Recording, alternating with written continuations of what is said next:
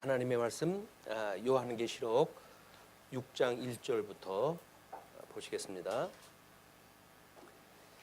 내가 보매 어린 양이 7인 중의 하나를 떼시는데 그때에 내가 들으니 내 생물 중에 하나가 우레소리같이 말하되 오라 하기로 이에 내가 보니 흰말이 있는데 그 탄 자가 활을 가졌고 면류관을 받고 나아가서 이기고 또 이기려고 하더라. 자, 우리는 지난 시간에 4장 5장을 통해 가지고 하나님의 계시를 통한 영광의 장면을 우리가 공부를 하다 했고요. 그리고 이제 5장에 이어서 6장 7장이 권능을 통한 영광입니다. 그 권능을 통한 영광이라는 것은 세상 만사 이루어지는 일이 하나님의 뜻이 아닌 것이 아무것도 없다는 거죠. 하나님께서는 이제 사단의 권세까지도 우리 욥기에서 보여주셨던 것처럼 하나님의 자녀를 교육시키고 훈련을 시키기 위해 가지고 사단까지도 다 동원을 갖다 해가지고 하시는 거거든요. 그런데 지금 우리 이 주님의 몸된 교회는 로마의 학정 아래 심각한 박해를 받고 있는 중이에요. 거기에서 고난 중에 있는 성도들한테 지금 너희들한테 환난을 주고 있는 모든 세력, 모든 권세, 이것 또한 내 손에 있는 거야. 이걸 좀 보여주시는 거예요.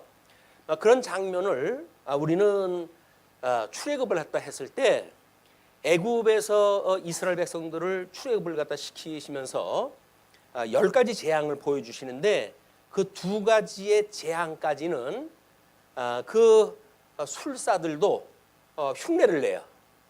그러니까 하나님의 우리 보내신 모세가 보여주는 권능처럼 그 바로의 술사들도 어지간한 거는 흉내를 낼 수 있다는 거예요. 그걸 가지고 우리가 두려워하면 안 됩니다. 왜냐하면 하나님의 근본은 그보다 뛰어넘기 때문에 그러거든요. 그걸 우리가 이제 한번 염두에 두시고 우리 주보에 보시게 되면 우리 이사야서 10장 5절 말씀을 소개해 드렸어요. 거기 아수르 사람은 화 있을진저 그는 내 진노의 막대기요 그 손의 몽둥이는 내 분노라. 조금 우리가 이해하기가 어려운 그런 그 이야기예요. 지금 아수르 사람들한테 화를 선언하시면서 그는 아수르 사람들이거든요. 그는 내 진노의 막대기다. 하나님께서 진노를 위해 가지고 막대기로 쓰는 도구다 그 얘기예요. 그런데 그 손의 몽둥이는 그 아수르 사람들의 손에 몽둥이를 들고 그리고 하나님의 택한 백성들에게 압제를 가하는 거예요. 이제 그렇게 했을 때 하나님께서는 그 몽둥이는 내 분노라 이렇게 이야기를 하는 겁니다.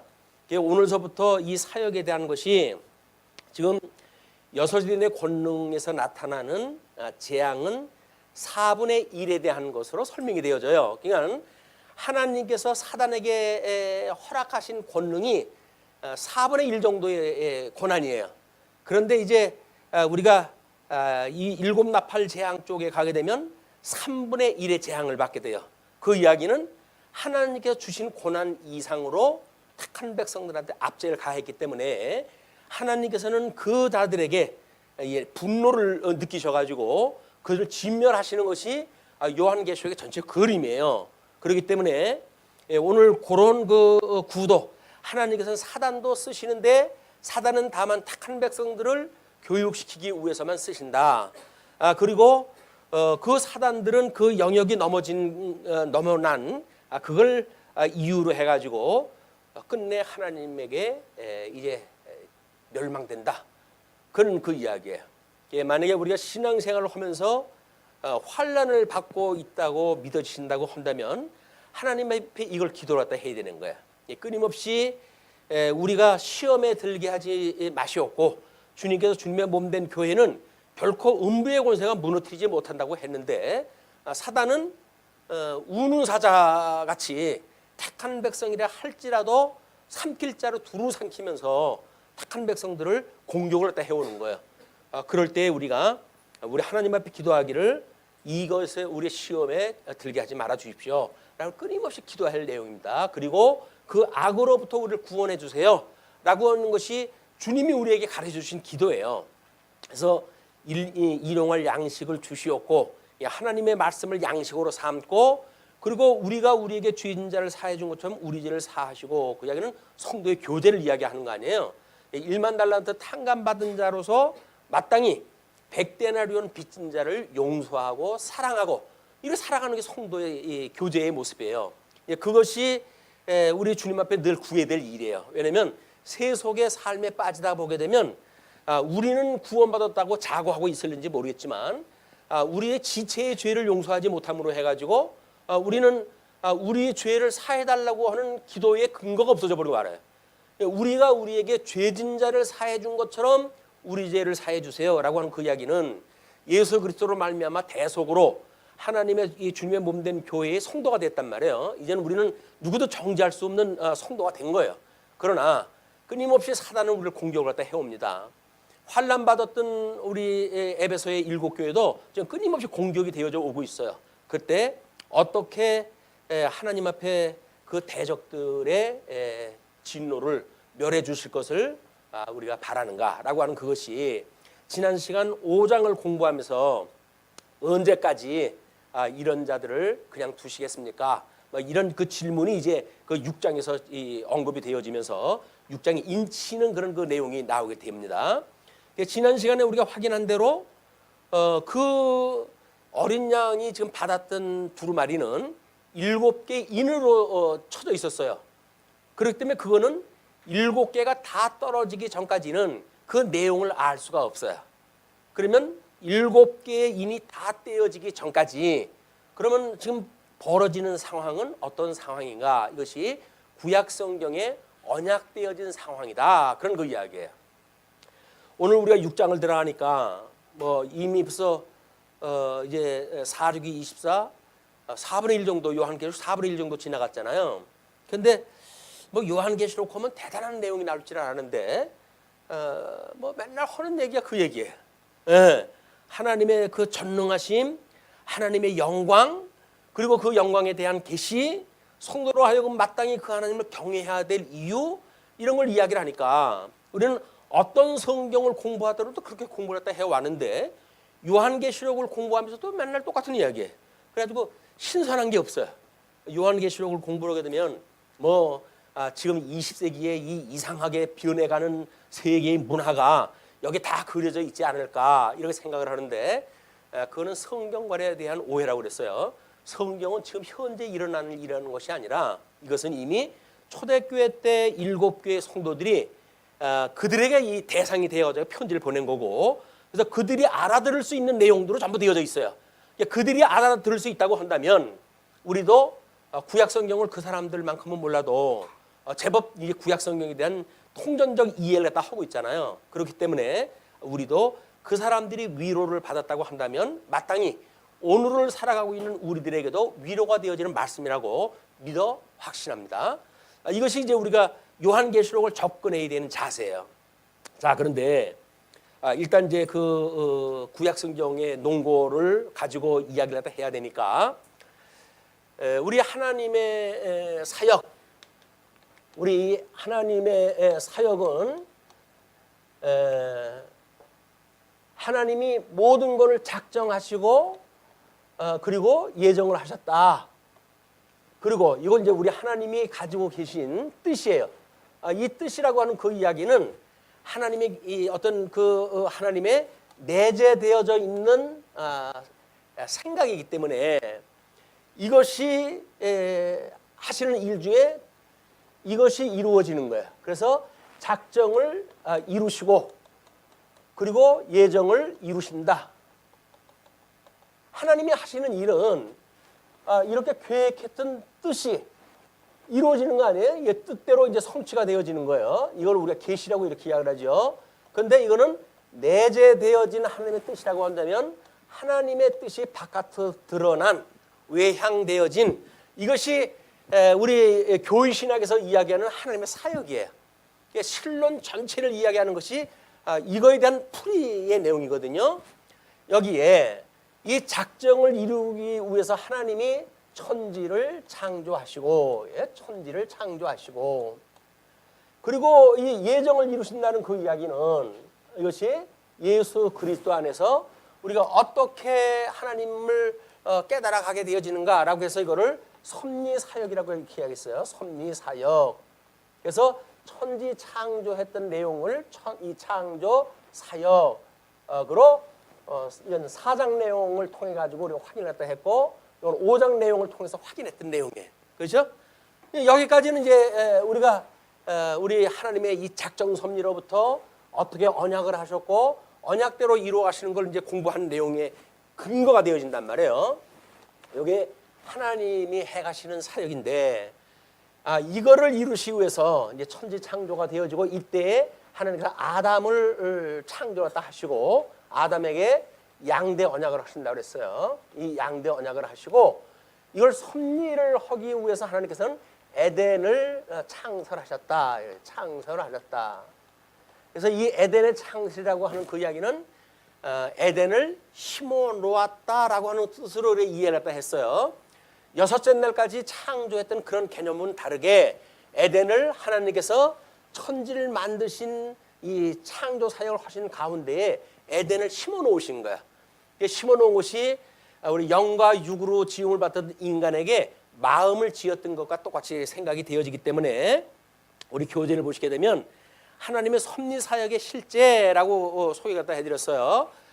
거기에 우리 하나님께서 에덴을 창설하시고 에덴에서 그를 추방해가지고 에덴을 상실한 것, 복과 나라를 상실한 상태, 세상의 종이 되어진 상태예요.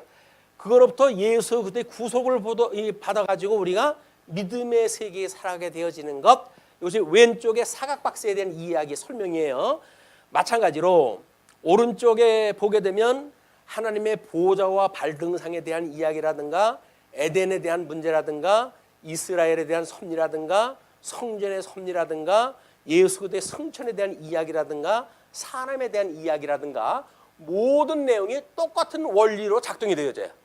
그 중에 이제 오늘 에덴에서 추방되어지는 사건이니까 에덴에서 하나님께서 그를 내쫓아가지고 세상의 종이 되게 하셨단 말이에요. 거기서 예수 그리스도의 구속으로 말미암아 우리가 구원받은 것, 그것이 교회의 성도예요.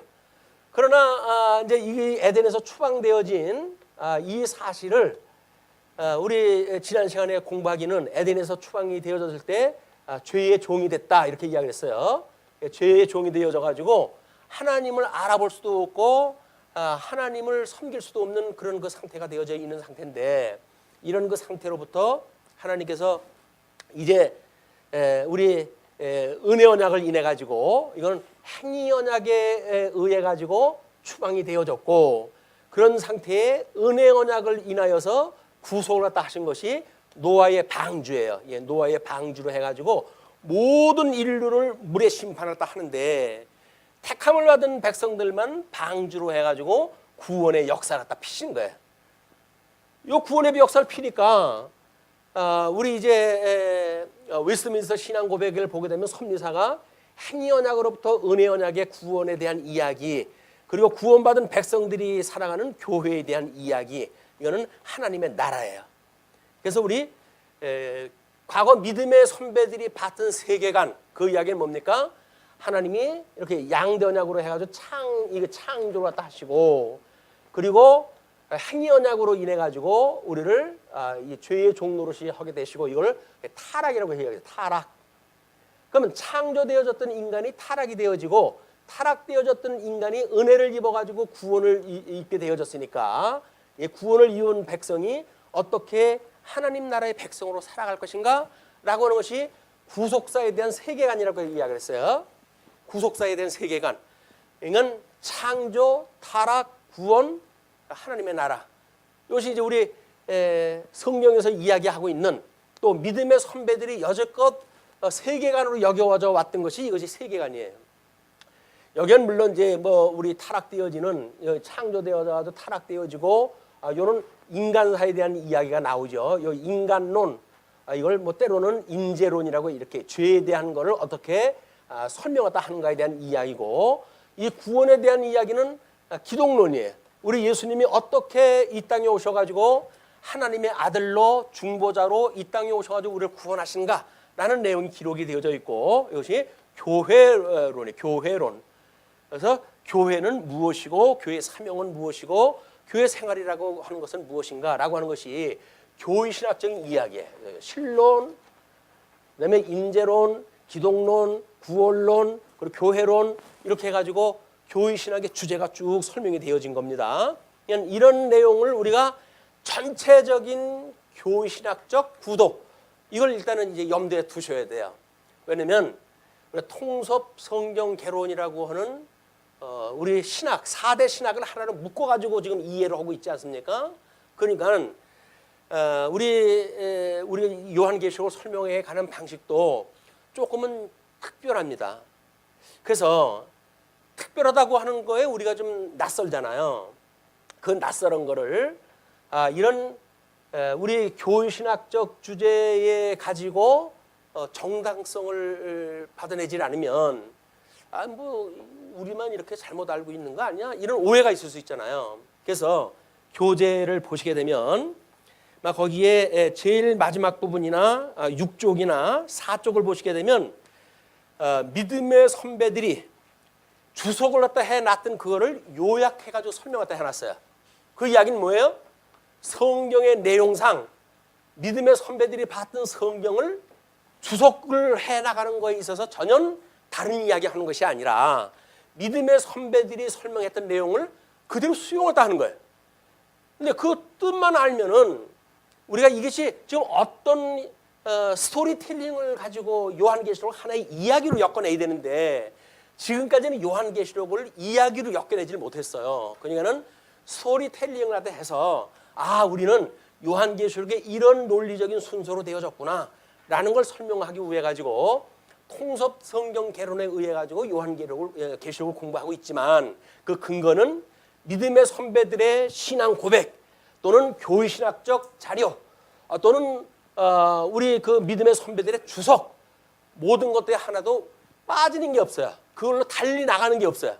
그러니까 그 설교가 이상하네요 라고 이야기할 수가 없죠. 왜냐하면 믿음의 선배들의 주석을 믿지 않는다고 한다면 모르지만 또 교회신학을 믿지 않는다고 하면 모르지만 또 웨스트민스터 신앙고백에서 이야기했던 내용을 믿지 않는다고 한다면 모르지만 모든 걸 다 동원을 갖다 해가지고 요한계시록의 우리 통섭 성경 개론에서 이해하고 있는 그 개론을 지금 변증을 하고 있는 거란 말이에요. 그러니까 우리가 봤던 그런 내용대로 보는 것이 맞구나 라고 할 수 있도록 모든 작업을 갖다 다 해놨어요.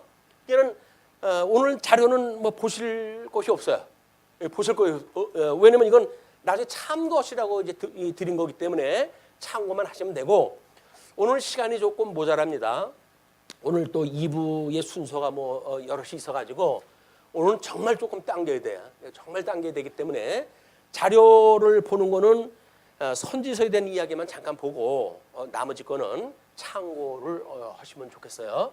자, 이렇게 섭리를 딱 하시는데 지금 우리가 하나님께서 이렇게 되어진 약속을 우리 이스라엘이라고는 이 나라를 통해 가지고 하나님께서 이제 모형적으로 섭리를 딱 하시는데 이것이 실체적인 섭리였다고 한다면 이 실체적인 거는 이 예표예요. 실제적으로 일어날 예표지만 이건 모형적으로 되어져 있고 이거는 그림자적으로 되어져 있는 일이기 때문에 잘 확실하게 보이질 않아요.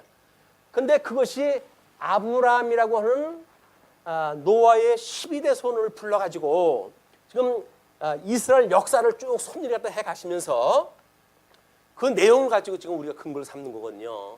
그러면 아브라함을 불러가지고 하나님께서 이 아브라함에게 열조를 이루게 하시죠. 열조라고 한다면 뭐 이삭, 야곱, 그다음에 야곱의 12아들 이렇게 해가지고 열조를 만들어 놓으신 뒤에 이들을 애굽의 종이 되게 하셔요.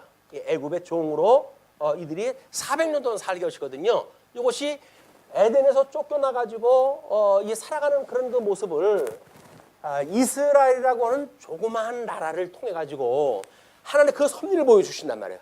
그러니까 애굽의 종을 갖다 했던 데서 이제 모세를 불러가지고 하나님께서 여기서 이 애굽의 종로로 했던 사람들을 출애굽을 시키잖아요.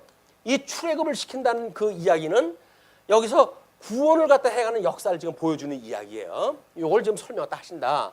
그리고 시내산, 이 시내산은 아직 이스라엘 나라에 들어가기 전인데 이 시내산에서 율법을 받게 하셔요.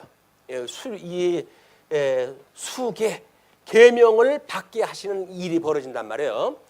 요때 십계명의 서문이 무엇이냐면 내가 너희들에게 이렇게 계명을 주는 이유는 그 이야기예요.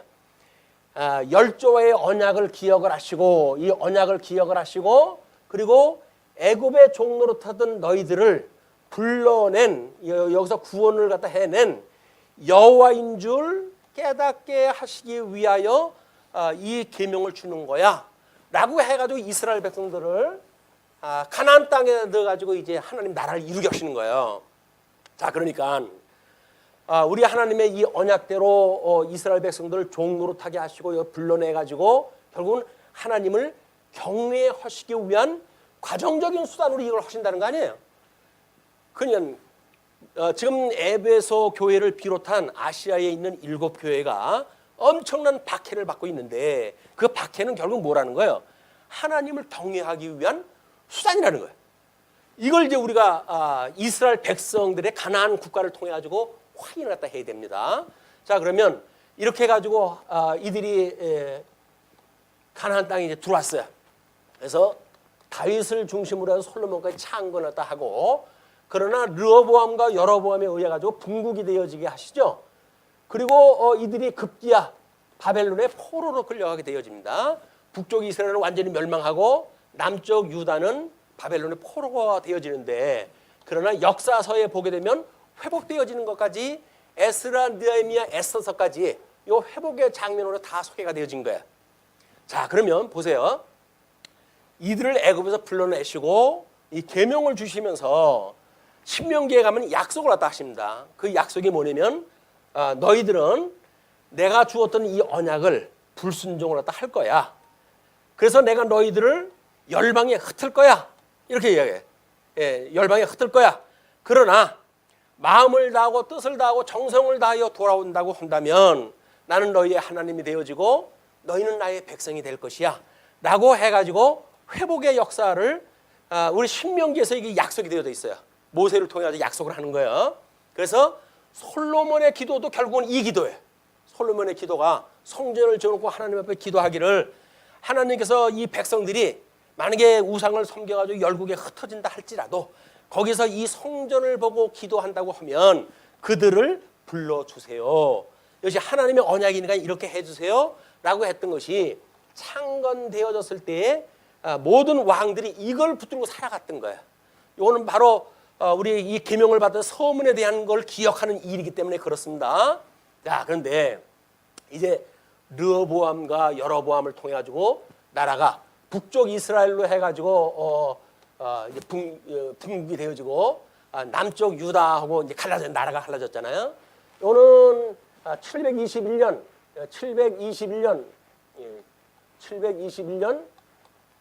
BC입니다. BC 721년에 아수르에 의해 가지고 완전히 멸망을 당해요. 그리고 남쪽 유다는 586년에 BC 586년에 남쪽 유다는 바벨론에 의해 가지고 이제 포로로 끌려가게 되어진 거야. 근데 요 유수와 회복의 이 어간에 하나님께서 수많은 선지자들을 보내요. 그 선지자의 기록이 선지서예요. 우리 성경에 나와져 있는 선지서.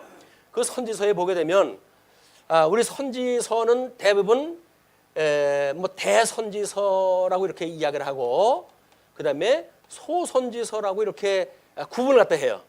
이거는 이제 12명의 소선지자로 통해 가지고 기록되어진 거기 때문에 그래서 대선지자에 대한 건 4개로 구별이 되어야 합니다. 이사야, 예레미야, 에스겔, 다니엘 이 4 선지자를 통해서 기록되어진 것이 대선지서인데 이거의 주제가 뭐냐면 우리 이제 통섭 성경개론에 나와져 있는 주제입니다. 이거는 하나님의 의에 대한 이런 경고로 이야기를 했어요. 정죄 기능과 사제 기능을 이야기하는 하나님의 의에 대한 이야기였고, 그다음에 요 네 가지는 이제 자손, 땅, 통치 이래가지고 하나님의 나라에 대한 거를 예언했던 내용이라고 이렇게 이야기했다 했어요. 그리고 소선지서 12개는 크게 세 가지의 단어로 나눴어요. 그래서 첫 단어는 하나님의 이제 그 구원의 약속을 설명하다 하시고, 두 번째 이 이스라엘 백성들에 대한 진노의 상황이 나와요. 하나님께서 어떻게 진노하실 것인가에 대한 것이 나오고, 세 번째 이 진노로부터 어떻게 회복을 갖다 하실 것인가에 대한 내용이 우리 소선지서 12가지가 이야기했던 내용이에요. 자, 그런데 여기에서 이기는 자, 남는 자, 이 남는 자만 이게 회복에 참여되어진다는 거예요. 이 회복에 참여가 되어지는 건 남는 자만 회복에 참여가 되어져요. 그 이야기는 뭡니까? 하나님이 이런 예언을 했던 선지자들의 이야기를 듣고, 아, 주님 그래요? 그러면 저한테 아직도 돌아갈 희망이 있는 거네요. 요걸 붙들고 있는 사람들, 요걸 믿음을 버리지 아니한 자들, 요걸 남은 자라고 이렇게 이야기합니다. 남은 자 사상. 요 남은 자들이 이제 회복에 참여되어지는 거거든요. 자, 그런데 신기하게도 요한계시록에 보게 되면 우리가 2장 3장을 공부하면서 끊임없이 이기는 자는 이렇게 나와져 있어요. 성경의 내용을 잘못 알게 되면 뭐 우리 그 신천지에서는 이긴 자가 뭐 지네들 괴수가 이긴 자래요. 그래가지고 그만 성경을 알 수가 있고 요한계시록을 알 수 있다고 하는 말도 안 되는 웃기는 얘기를 다 하는데, 왜 웃기는 얘기냐면 성경은 우리 처음에 시작을 할 때 뭐라 그랬습니까? 성경은 그냥 하나님이 어떠한 분인가에 대한 영광을 계시한 거지 지금 일어난 일을 이야기한 게 아니란 말이에요. 근데 그 사람들은 신통하게도 그 요한계시록을 전부 자기네 역사를 이야기를 해요. 그래서 자기를 배반한 사람들, 뭐 자기를 쫓겨나간 사람들, 뭐 이런 사람들 다 이야기를 다 하는데 성경에 헐 이야기가 없어가지고 지네들 이야기를 합니까? 하나님 영광 계시하는 거예요. 성경이라니까요. 그러니까 이단이라고 하는 건 뭐예요? 제일 기본으로 성경관이 이미 틀려먹은 거예요. 모든 우리 종교 개혁의 원리가 뭐라 그랬어요? 근본적인 원리가 성경의 권위를 회복하는 일이에요. 그래서 이 성경은 무하다. 하나님이 지었기 때문에 무하다. 그리고 이것은 이 영감설로 되어져 있는데 유기적, 축자적, 유기적 영감설로 되어져 있기 때문에 글자 하나하나 사용한 것까지도, 왜냐면 히브리어도 마찬가지고 헬라어도 마찬가지지만 그게 다이어예요. 뜻이 여러 가지가 있는 이 단어들을 쓰거든요. 근데 하나님은 왜 그런 그 단어를 일부러 골라가지고 축자적으로 기록을 하게 하셨을까? 그 이야기는 하나님의 뜻을 다양한 방법으로 보여주시기 위해서 그런 거거든요. 근데 거기다 지네들 입만 맞는 걸 골라가지고 쓴다든지 하게 되면 하나님의 뜻하고는 전혀 다른 얘기가 나오게 돼요.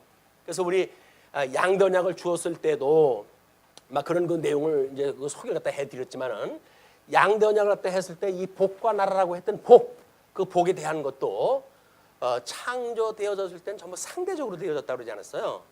거기에는 이스라엘 백성들한테 순종되어지는 사람들한테는 복이지만 그렇지 않은 자는 죄의 종로로 설 수밖에 없는 거예요. 이게 죄의 종로로 설었다 할 수밖에 없는 상황이다. 이게 거기는 저주가 포함되어져 있는, 함유되어져 있는 개념이란 말이에요.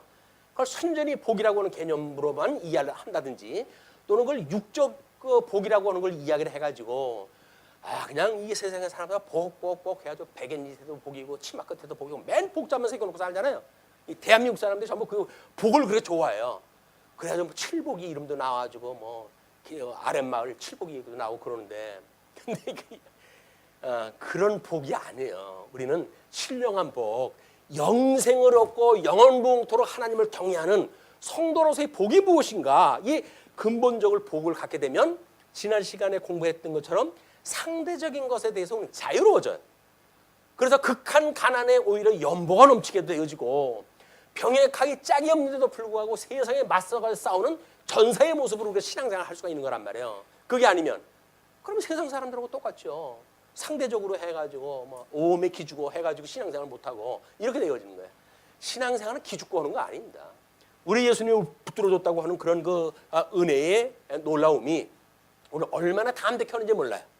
담대한 그런 신앙을 갖다 하는 거다. 그러니까 사소한 걸로 해가지고 시험 들고 그러면은 우리 내공이 약한 거예요. 내공이 약해가지고 조그만 시험에도 우리가 빠지고 그래요. 그러나 말씀, 우리 믿음이라고 하는 거는 학습입니다. 학습. 우리 이제 인식의 원리를 갖다 이야기했을 적에도 우리가 끊임없이 배운 공부와 익힌 공부를 이야기를 하잖아요. 배운 공부와 익힌 공부. 그 이야기는 뭐예요? 성경의 내용을 통해서 배우는 거 중요하지요. 그러나 삶을 통해 가지고 익히지 않는다고 한다면 그건 안 돼요. 왜냐하면 우리가 하나님을 알다라고 하는 것을 히브리서에서는 야다라고 이야기했다 하는데, 여기서 안다라고 하는 그런 그 이야기는 끊임없이 익힌 공부를 통해 가지고 확실해져 가는 그걸 안다고 그러지, 체험이 없는 거를 안다고 그러지는 않는단 말이에요. 관념적으로 우리 지식 세계에 있는 걸 가지고 안다고 그러는 게 아니에요. 세상에서는 뭐 시험을 볼 때 머릿속에 있는 지식의 정보를 가지고 시험을 보잖아요. 출제를 그렇게 해가지고 시험을 본단 말이에요. 그런데 성경에서 말하고 하는 안다는 그런 그 이야기가 아니에요. 우리는 사람을 안다라고 했을 때 그 사람하고 얼마만큼 우리가 교제를 갖다 해서 그 사람의 속 생각을 우리가 같이 허물없이 교제를 갖다 해갈 수 있는가라고 하는, 교제와 안다라고 하는 그 이야기는 비례하는 거예요. 이 비례를 갖다 해. 근데 교제가 없으냐 그 사람 알아. 그 이야기는 통성명만 했어. 그 이야기예요. 그분이 뭐 이름이 뭐고 성은 뭐래라고 하는 거지. 그 사람에 대해서 뭘 압니까? 그 사람에 대해서 우리가 알지 못하게 되면 우리는 끊임없이 갈등을 일어날 수밖에 없어요. 왜? 그 사람에 대해서 모르니까. 그래서 그 사람이 만약에 우리 오늘 유아 세례를 받는 로건이가 이제 이 유아 세례를 받는데 뭘 알겠어요, 걔가. 그런데 유아 세례를 받은 애가 그럴 수가 있어? 어쩔 수 있어? 그렇게 알 수 있는 거 아니잖아요. 끊임없이 부모의 이것이 양육이 필요한 그런 그 일이기 때문에. 그래서 우리의 교제라는 이야기는 끝없는 성도들의 파악을 갖다 해가는 과정이다. 그래서 그가 성격은 어떻고 가정은 어떻고 출생되어진 배경은 어떻고 그런 걸 볼 때마다 상대적으로 우리는 그런 걸 이해하죠. 참 안 됐다. 이 산업화 시대에 이건 보통의 혁명이 아닙니다.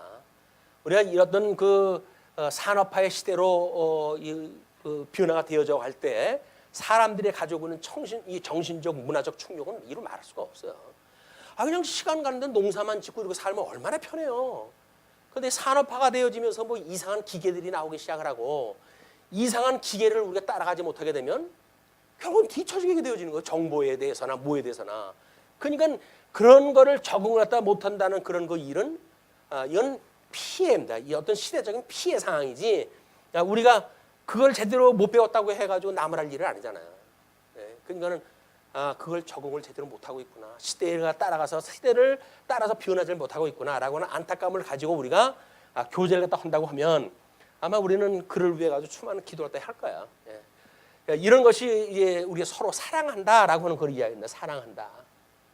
사랑은 자기의 유익을 구하는 것도 아니고 그리고 사랑은 오래 참는 거라고 그러는데 얼마나 참아야 될까요? 베드로가 그랬잖아요. 7번 참으면 됩니까 주님? 그랬더니 7번씩 이름 뭐지? 끝없이 하라는 거예요. 끝없이 그냥 허라는 거예요. 끝없이 용서하라는 거예요. 그래서 주님의 몸된 교회 이 사랑이라고 하는 것이 내가 그걸 어떻게 합니까? 라고 그러는데 우리가 하는 게 아니에요. 우리를 불러낸 예수님께서 그렇게 하시겠다는 거거든요. 죽었던 나를 살리시기까지 했는데 뭐 예수님 믿고 구원받은 성도인데 주님께서 그걸 온전히 왜 못해 가시겠어요? 그것이 우리들의 이 하나님 나라에 대한 이어서 하나님 나라에 대한 우리들의 신앙생활의 근본이기도 해요. 그러니까 하나님이 구원받고 이제 살아가는 백성인데 하나님 나라 가면 이렇게 될 텐데 그럼 주님 우리 그렇게 살다가 그냥 갑니까? 라고 이야기 됐을 때 아니라는 거예요. 우리가 그렇게 이런 가운데도 회복해는 이 주님이라고 믿게 되어지게 되면 구원에 참여되어진다는 이야기가 성경에 일관되어져 있는 계시의 원리예요. 그러니까 우리가 의롭다고 칭해 주신 하나님, 우리를 양자 삼으신 하나님, 그럼에도 불구하고 성화의 과정을 살아갈 때 말할 수 없는 우리가 혼란을 빠지고 이렇게 됩니다. 그러나 염려하지 마. 온전케 하시는 예수 그리스도를 바라봐. 이렇게 이야기를 하잖아요. 우리는 그분만 바라보면 되는 거예요. 내가 예수님 믿는다고 하는 그 믿음이 뭐냐면 우리를 온전케 하신다는 거예요. 하나님의 뜻을 따라가지고 복의 근원이 돼가지고 오셨던 그 예수님은 우리를 불러내서 그 원천적인 복에 참여케 하신다. 이것이 행복하는 거예요. 행복하는 것. 우리가 어떻게 행복하는가? 그 복을 누리는 거예요. 어떤 복? 우리 예수 그리스도 복의 근원이신 예수님과 한 몸이 되어져 가지고 그분하고 영원봉토록 우리 하나님을 찬양하는 일, 이것이 우리가 행복한 일이란 말이에요. 행복한 일. 이걸 쏘으면 우리는 어떻게 행복하다고요? 세상에 내 욕심대로 먹어도 돌아가야 이게 행복하다 그러잖아요. 세상 사는 사람들은 행복한 사람 아무도 없어요. 네, 재벌이라고 행복할까요? 안 돼요. 모든 권세 받았던 뭐 저쪽에 트럼프라고 해야지 행복할까요? 사는 게 아니에요, 꼴이.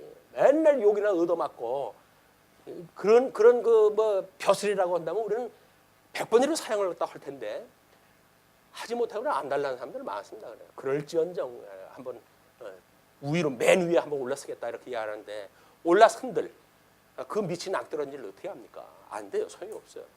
재벌도 안 돼. 그런 그 엄청난 권세를 가진 사람도 안 돼. 그 학문적 명예를 갖다 얻으면 될까요? 안 돼요. 소용이 없어요. 왜? 해 아래 학문은 변하는 게 늘 변하는 거 아니에요. 뭐 몇십 년 만에 이번에 우리 기초 단위에 대한 그 정의를 전부 바꿨대요. 뭐 킬로미터, 킬로그램, 뭐 온도에 대한 이야기, 그 개념을 다 바꿨대요. 그럼 우리가 알고 있던 개념들은 뭐예요? 바뀌었기 때문에 쓰레기예요. 다 필요 없네요. 폐기 처분된 거예요. 새롭게 돼야 돼요. 그러면 해 아래서 우리가 나는 체중이 얼마 나가요? 라고 근본적으로 그게 단지라는데 체중은 그런 게 아닙니다. 라고 이야기를 다 해버리니까 그럼 지금까지 내가 알고 왔던 건 뭐지? 뭐예요? 거짓 거에 속아온 거지. 안 되는 거예요. 세상 거 해 아래간 다 변한다. 그러나 우리 하나님 말씀하는 영원히 변치 않는 거기 때문에 우리는 영원붕토록 그 행복을 누리고 살 수 있다고 그러는데 아니 이걸 돈 주고 하는 것도 아니고 거저 받으라는데 근데 뭐가 싫어요? 알기만 하면 쌍수를 들고 환영을 했다 해야죠. 이걸 뭐 주일날 만약에 나눠준다고 한다면 매주일에도 우리가 찾아올 거 아닙니까? 안 믿어지니까 아유 뭐 집에서 공부하면 안 될까요? 왜 안 되겠어요? 하시면 되겠지. 근데 얼마큼 될는지는 모르겠어요. 저 익힌 공부가 빠져져 있는 그런 것이 과연 될까? 이것이 우리가 가지고 있는 교회관에 대한 이야기도 합니다. 자 그러면 이제 지금서부터는 설명을 이 우리 주보에 있는 6째 인까지 나와져 있으니까 7째 인은 다음 시간에 확인이 되어집니다. 그래서 오늘은 6째 인까지만 이제 확인이 되어지는 거예요. 자, 첫째 인에 대한 거의 이야기예요. 첫째 대한 이야기 뭐냐면 흰말에 이기는 권세에 대한 첫째 인에 대한 이야기인데 이사야서의 그 중심 주제는 뭐냐면 이 의미적인 주제가 아니라 나오고 있는 내용상 주제가 있어요. 그 내용상을 보게 되면 때리시고 싸매시는 하나님의 사역이 소개가 되어져요. 이 때리시고 싸매신다는 이야기는 예수 그리스도의 죽으심과 부활이라고 하는 이걸 예표적으로 보여주는 십자가의 도회된 이야기예요. 예? 모든 선지서의 이야기는 예수 그리스도의 죽으심과 부활에 대한 실체적인 걸 예표적으로 보여주는 역사이기 때문에 때리신다는 이야기는 죽으신다는 이야기고 싸매신다는 이야기는 부활시켜 주신다는 이야기예요. 그러니까 자 여기서 이제 그 뒤에 이야기가 하나님은 그러시기 때문에 부활하시기 전에 마땅히 죽으셔야 부활을 이룰 수 있잖아요. 하나님 예수님이 죽으셨기 때문에 부활하는 게 아닙니다. 부활하시기 위해서 죽으시는 거예요. 세상에서. 그래야 우리 주님께서 부활하시게 되어지기 때문에 그래서 하나님은 이 때리시기 위해 가지고 지금 대적에게 권세를 주셨어요. 그 대적에게 권세를 주신 것이 흰말을 타고 있는 그 권세를 갖다 줬는데 흰말이 있는데 그 탄 자가 활을 가졌고 면류관을 받고 나아가서 이기고 또 이기려고 하더라 이렇게 되어 있어요. 그런데 우리 흰말 탄 거의 그 모습을 보게 되면 말만 흰 거예요. 말만 흰 거. 그런데 거기에 탄 사람은 뭘 가지고 있어요? 활을 가지고 있어요. 활. 주님께서 활을 가지고 싸우진 않아요. 그에는 양검의 그 검을 이야기하고 그의 입에서 나오는 이 검을 이야기하고 그 이야기는 말씀의 권능을 이야기를 하는 거거든요. 그걸 가시적인 모습으로 보여주려고 하니까 이런 뭐 입에서 검이 나왔다고 해가지고 그림을 요한계시록 그 그림 거 보게 되면 예수님 입에서 그 양검의 그 칼을 갖다 이렇게 나오는 걸로 그림을 이제 그려놓고 그랬어요. 왜냐면 문자적인 걸 표현하는 방법은 그 방법밖에 없잖아요. 보이지 않는 세계를 뭘로 설명하다고 하겠어요? 어쩔 수 없이 문자가 이야기하는 대로 그림을 그릴 수밖에 없잖아요. 예수님이 백마를 타고 탁 오시는데 여기서 검이 토바닥도 아니고 검이 그려져 있는 그걸 가지고 저분이 예수님이다 이렇게 이야기를 하니까 참 어떻게까지 이야기를 해야 되는지 알 수가 없어요. 근데 이 사람의 특징이 끊임없이 이기고 또 이기려고 그러잖아요.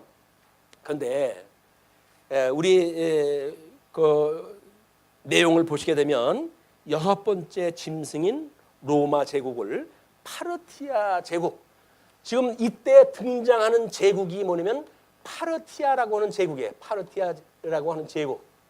이 파르티아 제국은 이제 우리 뭐 8장서부터 공부할 때 그 나팔배경을 보시게 되면 이스라엘의 역사, 로마의 역사, 파르티아의 역사 모든 걸 한눈에 보일 수 있도록 그림으로 소개해 드릴 거거든요.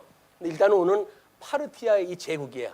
이거는 지금 뭐 쉽게 이란 지역, 그래가지고 우리 중국하고 제일 먼저 교류가 될 수 있는 그런 곳이기도 하고, 때로는 우리가 이제 바벨론의 포로로 끌려갔고 하는 우리 이스라엘의 입장에서 보게 되면 친숙한 아시아의 제국이에요.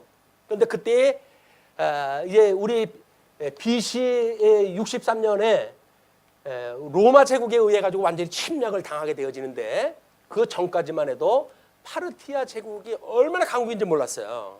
그래서 이 파르티아 제국하고 로마 제국과는 쌍벽을 이루는 그런 제국간이었어요.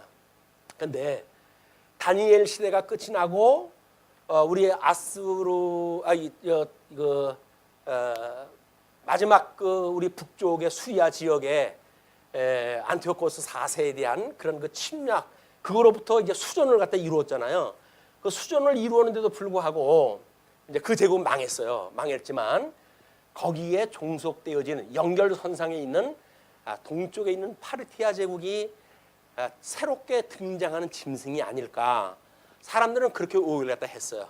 그리고 이때 당시에 풍문이 돌기를 뭐라고 그랬냐면 이제 주 70년대 성전이 무너졌지만 우리 60년대에 이 바로가 등장을 했고 바로에 의해 가지고 이제 그 기독교의 탄압이 이루어졌잖아요.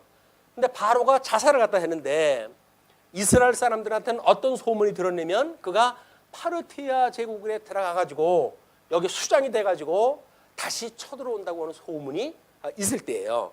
그렇기 때문에 지금 이 하나님의 하나님이 어떻게 택한 백성들을 때리실 것인가라고는 이 때리는 대상에 대하여 그때 사람들은 오해를 하고 있었던 거예요. 그래서 이제 파르티아 제국의 침입에 대한 걸 연상을 하고 그 사람들의 그 모양이 이기고 또 이기려고 하는 것처럼 보여진 거예요.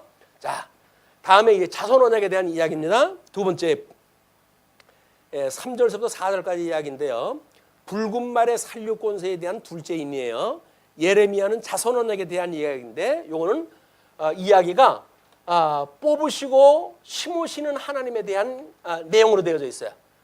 뽑는다는 이야기는 이스라엘 백성들을 바벨론 우리 유대 나라로부터 뽑아가지고 그리고 바벨론에다 뭐 이런 열방에다 흩어가지고 심고 그러나 다시 이들을 심겠다라고 하는 거예요. 이제 이스라엘 백성들의 자손들을 회복하신다는 이야기거든요. 이것도 십자가의 도를 이야기했던 내용들에 다.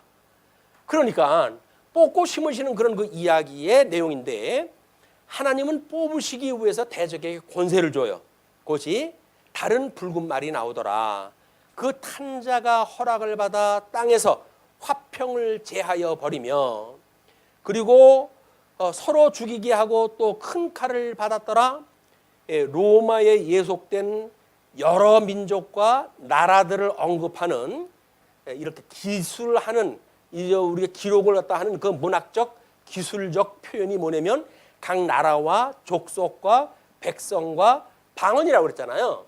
그 사람들한테 로마 제국은 자기네들 평화의 대왕으로 등장이 되어지는 거야. 내 말만 듣게 되면 너희들은 평화를 누리고 살 수가 있어. 그 이야기예요. 물론 정택도 그랬어요. 그들의 말을 듣게 되면 뭐 신앙생활이고 문화생활이고 그대로 잘 그냥 해갈 수 있을 정도니까 평화를 약속을 했어요. 그때의 약속된 평화를 팍스 로마나라고 이렇게 이야기하다 합니다. 로마의 평화라는 이야기예요. 그러나 이건 거짓 평화예요.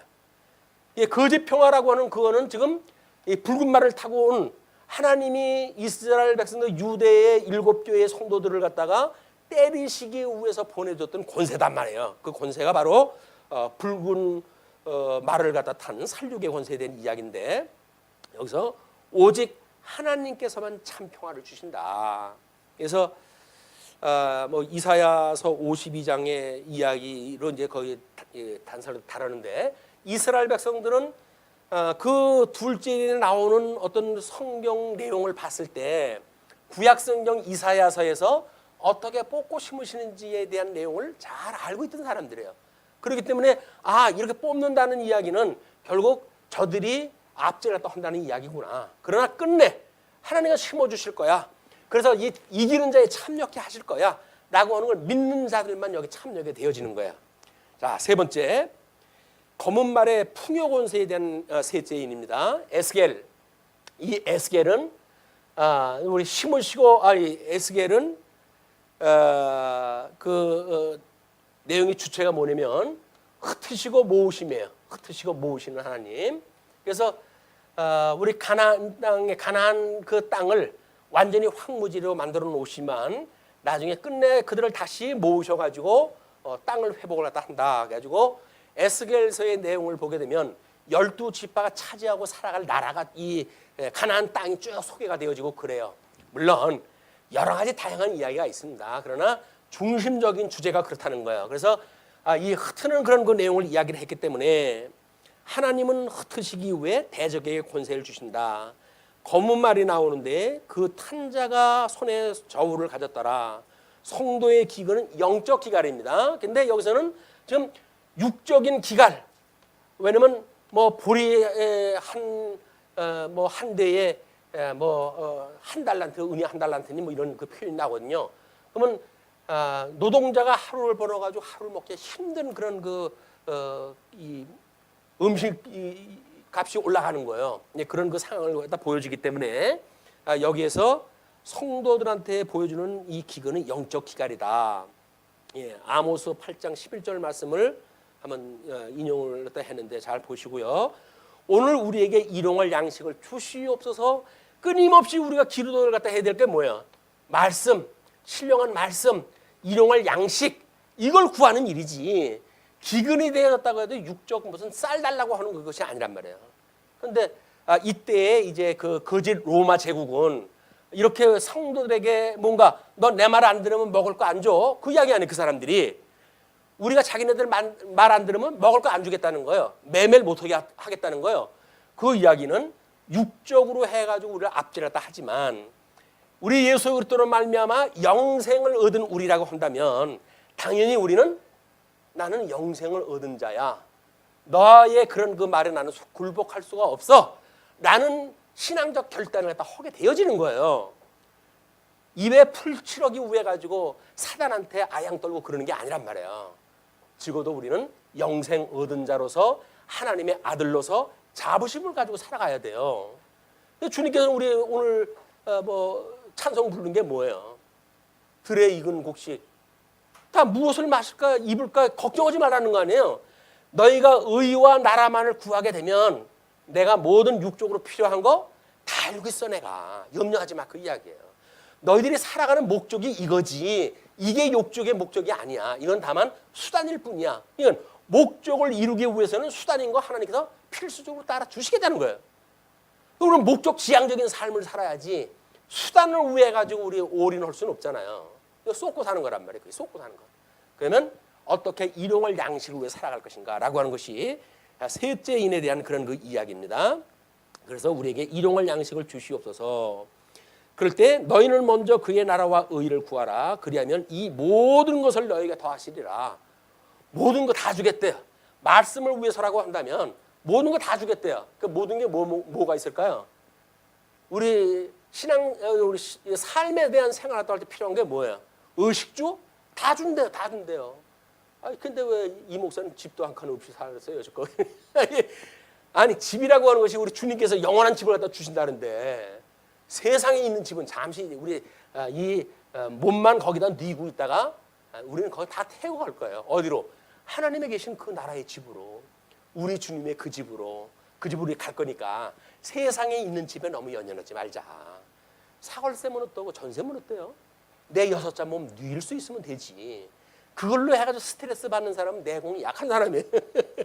내공이 강하다는 이야기는 뭐예요?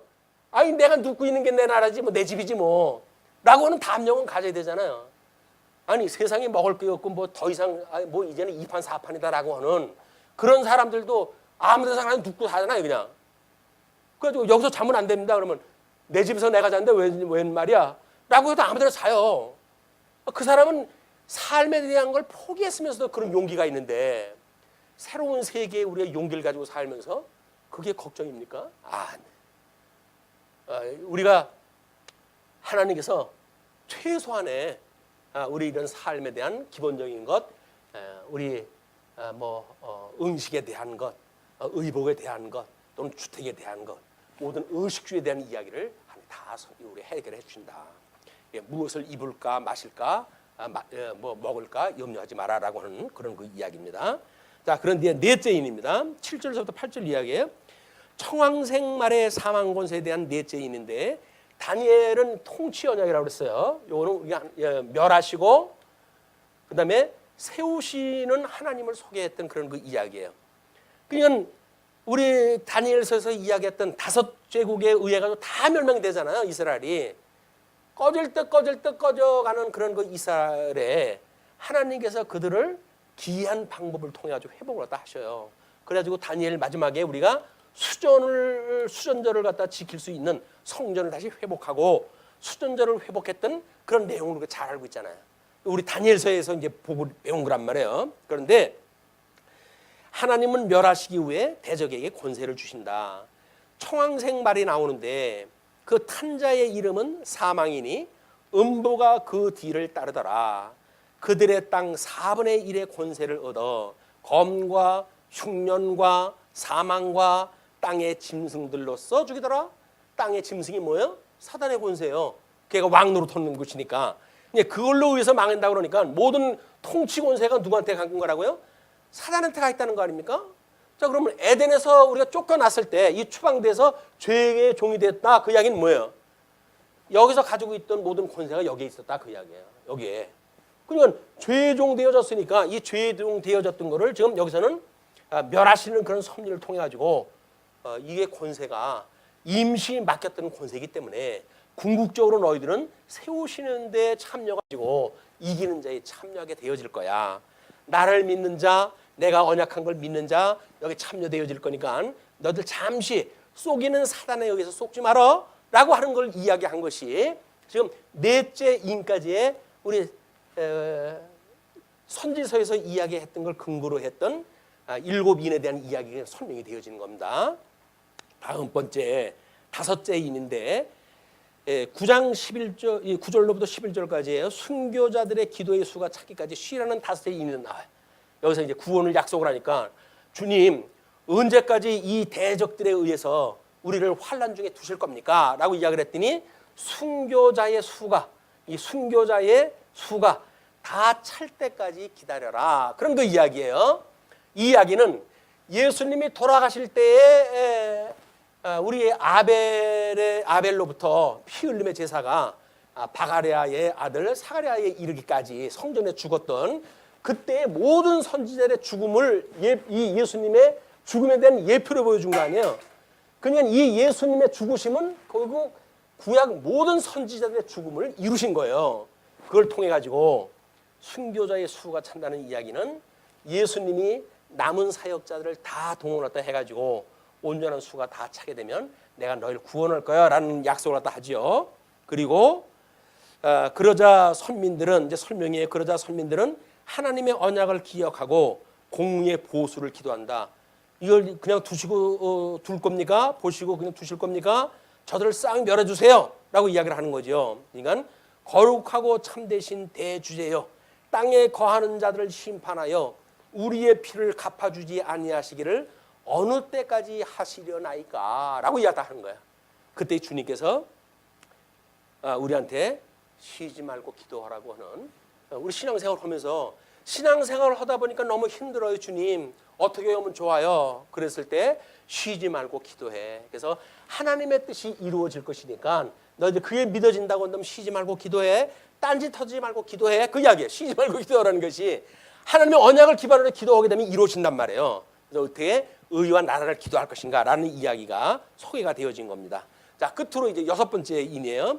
천지와 집권자에 대한 어린 양 진노의 6째 인인데, 하나님은 선민의 기도를 들으사 대적을 멸하신다. 그래서 그들의 진노의 날이 이르렀으니 누가 능히 서리요 하더라.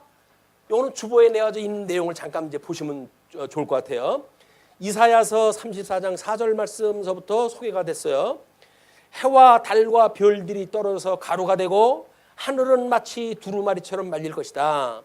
포도나무에 잎이 말라 떨어지듯이 무화나무에 잎이 말라 떨어지듯이 하늘에 있는 별들이 떨어질 것이다. 하늘에 자기네들이 별이나 되는 것 같이 권세 부리던 로마 제국이 멸망한다는 이야기입니다.